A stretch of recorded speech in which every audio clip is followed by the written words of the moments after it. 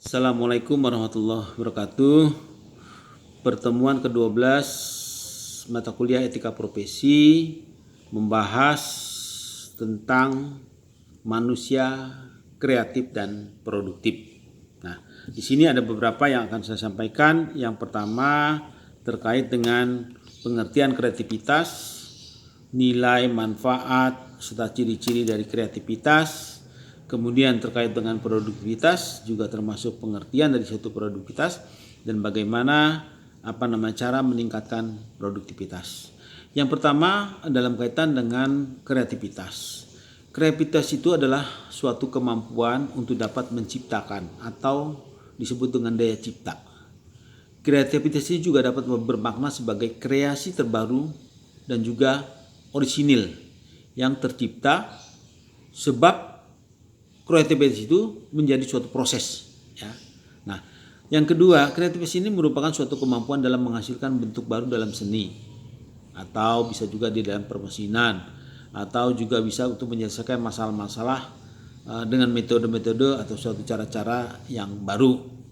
Nah, di sini kreativitas juga bisa dapat diartikan sebagai salah satu kebutuhan pokok manusia, terutama dalam perwujudan diri. Artinya contohnya dalam teori motivasi adalah aktualisasi diri.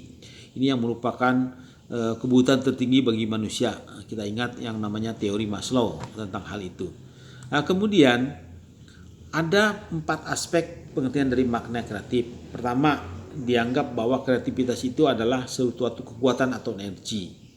Kedua, kreativitas itu dimaknai sebagai suatu proses. Yang ketiga, kreativitas itu bisa dimaknai sebagai suatu produk. Dan yang keempat, kreativitas itu bisa dimaknai sebagai person.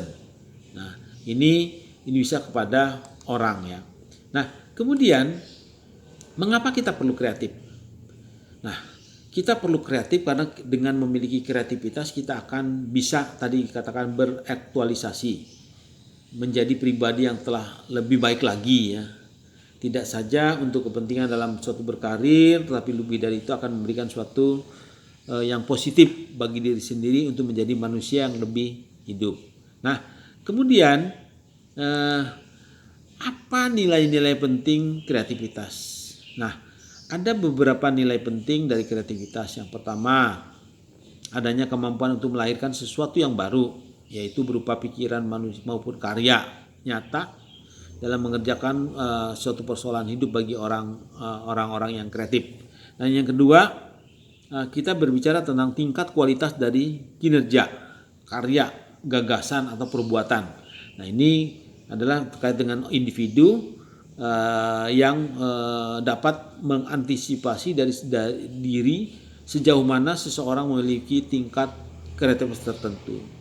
Nah, yang ketiga, suatu karya kreativitas itu sebagai hasil dari kreativitas yang dapat menimbulkan kepuasan pribadi, ya, yang tak terhingga nilainya. Jadi kreativitas ini penting untuk mengembangkan semua bakat dan kemampuan individu dalam pengembangan prestasi hidupnya, ya. Nah, kemudian apa manfaat kreativitas? Yang jelas membuat kita hidupnya menjadi lebih indah, ya. Meningkatkan apresiasi terhadap ide, ya, baik dari sendiri maupun orang lain. Yang ketiga, meningkatkan motivasi dan semangat hidup atau disebut juga motivasi hidup. Dan yang keempat adalah merupakan salah satu faktor dari suatu kesuksesan. Nah, di samping itu tentunya juga ada yang kaitan dengan kreativitas adalah merupakan awal dari terjadinya suatu inovasi dan perubahan. Dan juga tentunya dalam rangka untuk bisa meningkatkan kualitas atau taraf hidup dari manusia itu sendiri. Karena kreativitas ini berperan besar dalam meningkatkan kesejahteraan dan kualitas hidup, di mana karyanya nanti bisa dimanfaatkan dan juga bernilai jual. Apa ciri-ciri orang yang kreatif dan produktif? Yang pertama, dia menerima dirinya secara ikhlas dengan segenap kelebihan dan kekurangannya. Dia juga tidak membuang-buang waktu untuk menikmati kelebihan dan menyesali kekurangan. Yang kedua, dia menerima lingkungan hidupnya secara ikhlas juga, ya. Yang ketiga, dia peka terhadap kebutuhan-kebutuhan di sekitarnya. Dan yang keempat, dia mampu bekerja dan berkarya dan merasa mengenal serta menguasai metode-metode kerja yang terdapat dalam berbagai metode yang sedang digarapnya. Nah, kemudian satu lagi yang penting, bagaimana cara kita meningkatkan kreativitas? Yang pertama, kreativitas bukan langsung menciptakan sebuah mahakarya yang besar, tapi dimulai dari langkah kecil, ya. Kemudian kreativitas terkecil itu akan membawa pada kreativitas yang lebih besar. Yang perlu dicatat bahwa kreativitas itu tidak harus menghasilkan penemuan pertama, tapi juga bisa berupa modifikasi, ya, dari penemuan yang sudah ada. Nah, ini kita melakukan modifikasi. Nah, contoh kreativitas yang sampai saat ini kita nikmati adalah contohnya kita air mineral. Yang pertama itu mereknya Aqua. Dulu orang mengemas air mineral dia itu dianggapnya gila, ya. Tapi saat ini kreativitas ini telah terus-menerus muncul, di mana sukses ini juga diraih orang-orang lain yang meniru dari apa yang telah dilakukan oleh Aqua. Nah, kemudian ada yang terkait dengan yang namanya produktivitas, ya. Saya ingin menyampaikan ada beberapa hal yang terkait dengan produktivitas. Yang pertama, kita memahami bahwa produktivitas itu ada asal katanya dari bahasa Inggris, ya, productivity. Ini pada dasarnya ada terdiri dua kata, product dan activity. Artinya produk dan activity itu adalah suatu kegiatan untuk menghasilkan sesuatu, baik berupa produk, bisa juga merupakan jasa. Nah, manusia yang produktif adalah manusia yang mampu memanfaatkan segala potensi yang ia punya. Nah, manusia produktif ini adalah manusia yang bisa menghabiskan hidupnya dengan bekerja, melakukan hal yang bermanfaat untuk memperoleh keuntungan atau laba. Nah, apa ciri-ciri orang yang produktif? Yang pertama, punya skala prioritas. Dia akan membantu orang yang produktif dalam menentukan pekerjaan yang mana yang harus diselesaikan pertama kali.